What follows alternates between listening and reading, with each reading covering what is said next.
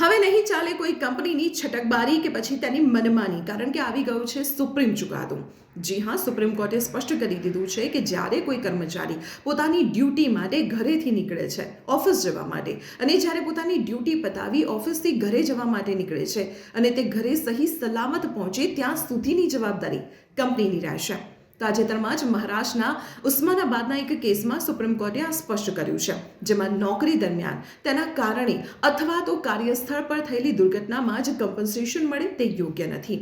જો કર્મચારી પોતાની નોકરી માટે ઘરેથી નીકળે છે અને અથવા તો નોકરી પતાવ્યા બાદ પોતાના ઘરે જવા માટે નીકળે છે અને તે સમયગાળા દરમિયાન જો કોઈ દુર્ઘટના સર્જાય અને કર્મચારીને નુકસાન પહોંચે કે પછી કર્મચારીનું મૃત્યુ થાય છે, તો આવા કિસ્સામાં પણ વર્કમેન કમ્પન્સેશન એક્ટ 1923 અંતર્ગત તે કમ્પન્સેશનને પાત્ર બને છે.